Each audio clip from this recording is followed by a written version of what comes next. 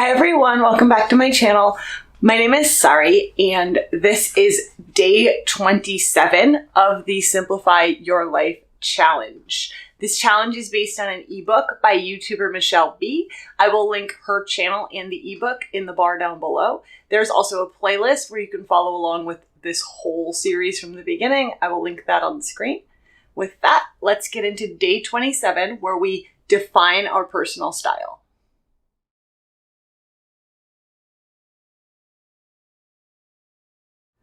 If you watched the video where I decluttered my wardrobe, you may remember me saying that I have no idea what my personal style is. That is still mostly true, so today will be a little bit difficult for me. I was thinking about it as I was getting ready for this video, and really it's not that I don't know what my personal style is. It's that I think I have many different personal styles that are all very situationally dependent. So it's really hard for me to say, this is my style. Here are the two words that communicate my vibe, because those words are different depending on where I'm going, who I'm with, what I'm doing. Is it a professional setting? Is it a casual setting? The day, the season, because let's be real, for most of the year, my personal style vibes are, it's cold. This is really tricky for me. And it's part of the reason that I've never been good at the whole cull your wardrobe down to a few key pieces and essentials, because I have essentials for 5 different people's wardrobe, basically. So it just naturally means that my wardrobe is bigger than like 75 pieces or 30 pieces or whatever. It's tricky. Like, my vibe is all over the place. I also don't have a color palette. I have colors that I don't wear, and we'll talk about that. But I'm never going to be one of those monochromatic wardrobe people or like the neutral colors, everything goes together people. So I guess we just are gonna struggle through this together a little bit.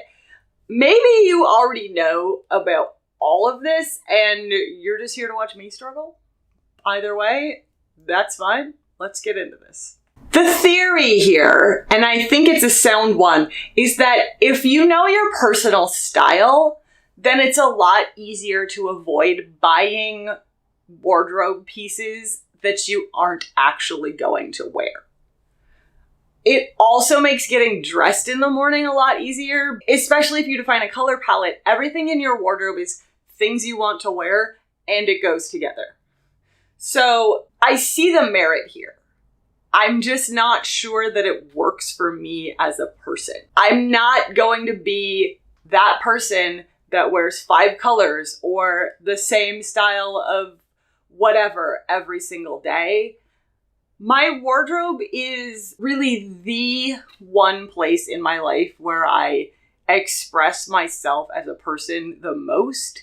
And myself as a person is very complex and really a lot of different people all mushed up into one person. I would feel so stifled and so suppressed if I wore the same thing every day, or wore a variation on the same thing every day, or wore 5 colors on repeat. That would kind of crush my soul. We're going to talk through this, but a lot of it is a little bit theoretical for me. Muchelleb talks about making sure how what you wear communicates who you are, and who I am is someone who does not want to look the same every day. That said, I have been working on cultivating more of a look, especially for days where I'm working. Even though I don't go to an office, I wear work clothes to work or work clothes to work. I'm transitioning away from the whole like dress pants and whatever, but still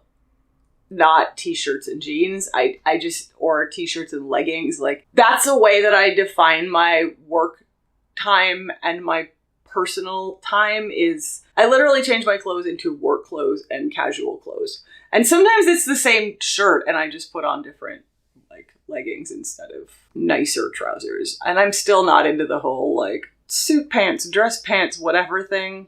That's still not. So I've been working on a look for those days and I think it's going okay. I don't hate it yet, but I still need to be able to say, today I want to wear this dress, today I want to wear this top and cardigan and this. I'm never going to just be like, here are the same neutral shell tops and the same 3 cardigans and a pair of trousers on repeat. I'm doing okay with it, but I definitely wouldn't do it every single day. Here's our process for defining our personal style and curating our wardrobe. I really believe in some of this. I just don't know that all of it applies to me, and maybe it all applies to you and maybe it doesn't. But I'm going to walk you through this because I think it's important. Choose 1 or 2 words that communicate your vibe. As we've discussed, I have no idea. I have 1 or 2 words that communicate each of my vibes, but not 1 or 2 words that communicate my whole vibe for the most part, other than cooler than you, which is kind of my vibe all the time, but also not always, because right now it's hot and I'm literally wearing a t-shirt and some casual shorts, so I just look regular. I'm really bad at this whole pick 2 words that define you thing in general, and my vibe is super all over the place in a way that I have never been able to put into words.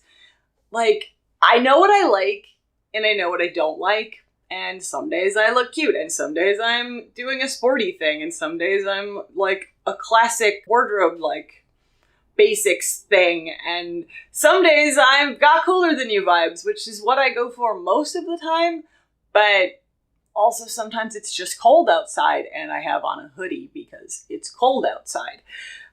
It honestly sometimes changes within the same day. So as long as I feel like I look put together and I enjoy the clothes I'm wearing, that's kind of good enough for me. The eBook guidance on this says to ask yourself how you want to feel when you put on an outfit. What do you want people to think when they see you? What first impression do you want to make? That's where my cooler than you vibes come in. I don't know. Those of you who know me in real life, who have seen me dressed and out in the world, like, what is my vibe? Do you know? Can you tell me? Maybe you all know better than me, because I feel like I have 1 of 5 vibes depending on the moment, but maybe you're all like, nah, you're good. This is what it is. So let me know if you know. I don't know. Choose your color palette. We also spoke about this a bit earlier, but the color palette thing, while it makes things easier to coordinate, is not for everyone. And it's definitely not for me. It absolutely would not work for me to limit my wardrobe to 5 colors and nothing else. I have colors I gravitate towards, of course, and I have colors that I will never wear, but that's more about knowing what colors look good on you and what colors don't. That takes a lot of work, and it took me probably a year to really understand what made me look my best color-wise, but it is probably the best thing I've ever done for my wardrobe. Basically, I figured this out because I would get dressed in the morning and then I would stand in the best lit area in my house, which doesn't really exist, that had a plain white wall and nothing else behind me. And then I would take a photo. And then I would look back at those photos and think, when did I feel like I looked my best? And this isn't about, when did you look cute? When did you look pretty? It was about like, what colors make your skin tone just look vibrant? What colors make you look healthy? And what colors make you look like you have a long-term illness? What colors wash you out and make you look pale? What colors make your skin tone look ashy and gross and weird? You just have to look at these photos and you really get a sense of like, that day looks good, that day looks good, this is a hot mess. And it's hard, but it's really a like, when did I feel like I looked my best, skin tone wise, hair, all of it. Anything that does not make you look your best in terms of colors or patterns, just don't have them in your wardrobe. or wear them sparingly and not next to your face. Sometimes it's one of your favorite colors. Jonas really loves purple and looks really bad in purple. So they just don't get to wear purple by their face anymore. I took it away from them because it doesn't make them look good. I look atrocious in many, many orange tones unless they are a blue enough base. Any shade of yellow, olive greens, and most pastels. I thought I could wear all the shades of blue. I cannot. Pastel blue washes me out very badly. Not a good look.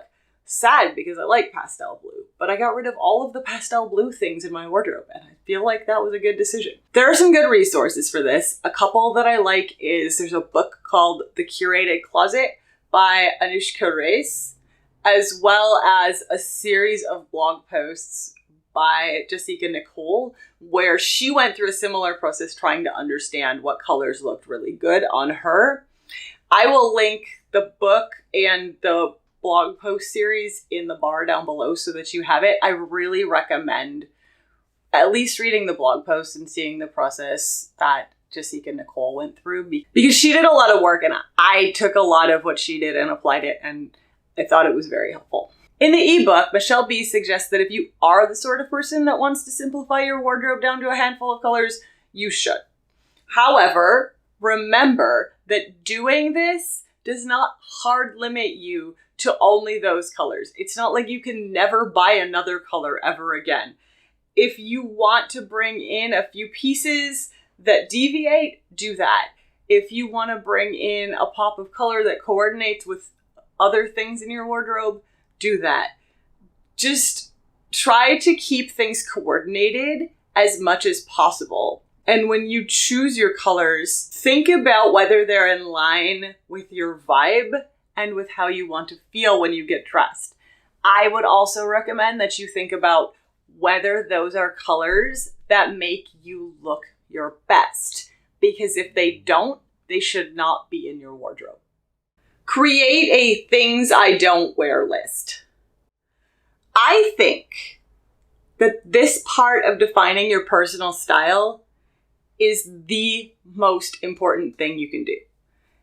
It goes along with colors because there should be a colors you don't wear list that feeds into your things I don't wear list, and it all rolls up into the one.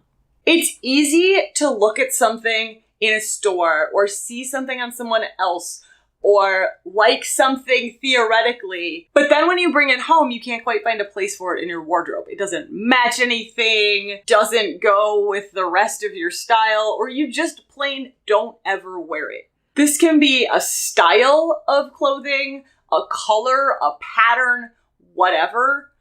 Part of this, again, goes back to knowing what colors look good on you. No matter how cute something is, if it is a shade of olive green or yellow or burnt orange, it's going to make me look bad. I know that. So can I get that in a different color? Or is this the only color it comes in? Because if that's the only color it comes in, I don't care how cute it is, I'm never gonna wear it. It also means you have to know your own tastes. Florals might be trendy.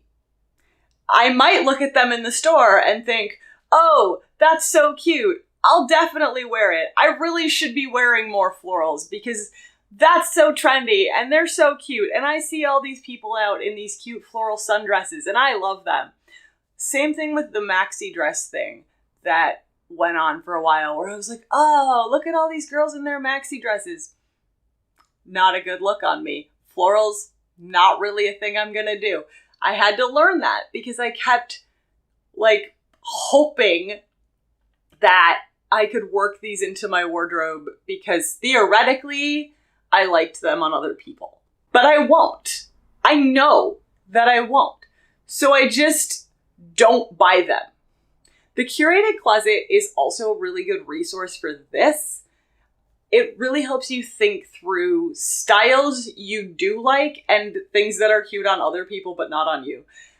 It's also very important here to understand your body shape and how to dress your body shape.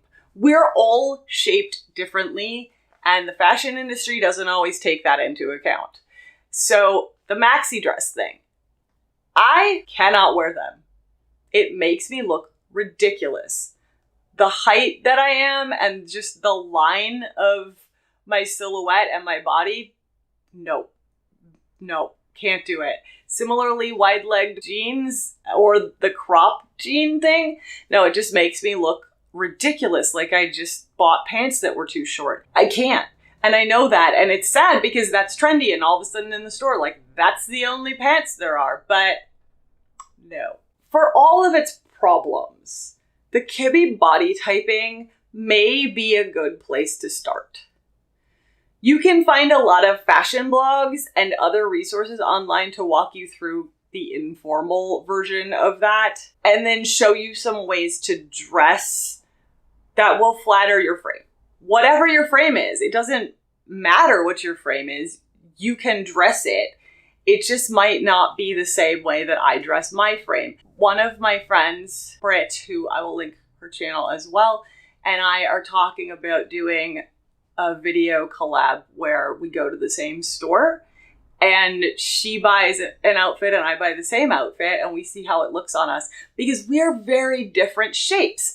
And this is kind of what I'm getting at here is like, what looks good on one probably doesn't look good on another. There are very few styles that are universally flattering, and that's okay. What's important here is to know what looks best on us, and then think about what we want to wear. This may not be what's currently on trend, and that is also okay. We talked about the wide leg jeans thing, the maxi dress thing. Cottagecore, never gonna do it. Absolutely ridiculous on me. If I jumped on these trends and dressed like that, instead of sticking with what I like and what looks good on me, I would be forcing myself into buying a bunch of things I don't wear and don't make me look good. And why would we do that? Just because it's a trend. As long as you are wearing what you want to wear in colors and styles that make you look good and feel good, you don't have to be on trend or fashionable because you still look good. Think on it this way. Do you listen to certain music because it's on trend? Or do you listen to music that makes you happy or you like or you enjoy, regardless of how popular it is, or is it what everybody's listening to? What about shows you watch, movies you watch? Do you just watch that stuff because everybody's doing it? And if so, do you actually enjoy those things, or are you just doing it because you think it's a trend? You should be doing what makes you happy. And fashion is no different. You should be wearing what makes you happy. Wear what makes you feel good and not what looks good on someone you don't even know.